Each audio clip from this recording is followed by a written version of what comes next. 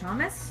Well, as our treat for our first holiday event, we decided to offer our attendees enough lovely trivia that they can fill out while waiting to eat, and then as a take-home present, a nice little scarab that we got through an Egyptian in Kitchener, which is exciting. Fantastic. And the guests are just starting to... Okay, so I'm here with Maha Barsoom. We've got a fantastic evening. We're doing a Pharaoh's feast. It's a festive Coptic dinner. Maha, tell us a little bit about the restaurant and you coming to Toronto, starting the first restaurant here. Actually, I came with my family December 2000, so almost 14 years now. I love to cook, and this idea of having a restaurant was always on my mind. And I thought, okay, it's a very big thing and I can't do it and it's hard. But you have, and you've made it, now you're getting rave reviews and now magazine and everything. Yeah. What makes your restaurant unique in Toronto?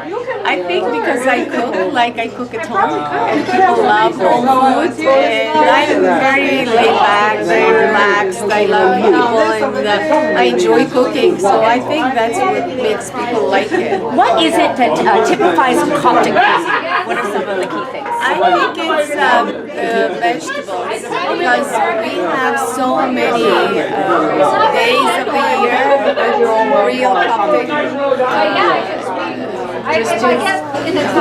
Yes. And that's why we always created a big variety of vegetarian dishes and vegan dishes. And it's, I think it's because of the nature of the land. Because it's desert and lots of vegetables growing right on the Nile. No cattle, no sheep, no cows, so it depends only on legumes and on vegetables. And I know when I go to Egypt, it's the salads and the breads that are always so fresh. Like nothing else. Anyway, we're looking forward to our dinner, so I'll let you get back to it. Okay. Thank you. Right. Okay. Thank you. Just wanted to reflect quickly as well on this holiday season, some of these traditions. If you think of it, I mean, right now, the season of December in ancient Egypt, this was the season of Peret.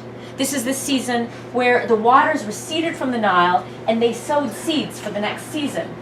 They actually had, well, one of the, actually, that's right. If anyone hasn't completed their survey, I gave away that answer. Their questionnaire. But it was very interesting to think of that because really this is the season of sowing. It's a very dark season of the year, but look at the promise of what is to come in the future with the sowing of new seeds for the future. Also, it's the equinox. The sun is tiny, right? So with the birth of whether it's Christ or Horus or whoever you have from all these different beliefs, is this burst of light in the darkest day of the year. You have the resurgence of light in the world.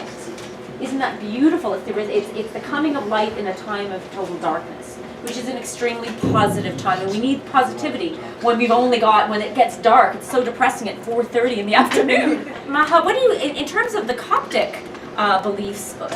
I'm just listening to you and I'm thinking of the harvest and sowing the seeds, and we actually have this tradition that in this time of the year we always put seeds, different kinds of seeds in a piece of cotton and let it germinate until Christmas. And the 7th, so I have few here. Like I put them, but they still take a little while. The different kinds of seeds. I have beans here. I have lentils. I have lupine seeds, and over there are some wheat. Tradition. My grandfather used to do it. My father, myself, and I hope my kids too will do it. And it's just to give hope and prosperous. What a wonderful thing! We should all do. So there's an idea to do at home. Yeah. Take a seed and water it, and see if we can get growth for the new year. It gives more health. Talking about food is usually a very visual thing. It's usually something that's also very sensory. We smell it as well, smell, taste, touch too. But I have a bunch of images I can pass around. One of the greatest sources that we have from ancient Egypt to kind of tell us about daily life, because it's usually very hard to come by, is Herodotus, right? And we talked about him in July when we talked about the pyramids, that Khufu was a tyrant and had slaves. Well, not so like. Herodotus said, when he's speaking about food, he said, "Their life, however, is not by any means all hardship, for they enjoy advantages too. For instance, they are free from all personal expense, having bread made for them out of the sacred grain, and plentiful daily supply of goose meat, beef, with wine in addition." Should have been goose meat and beer. Staple of ancient household was beer. It was bread also. Now for beer, it was made from cereal greens that they would keep in a tub and they would let that germinate as well. And it's also a very major component of funerary.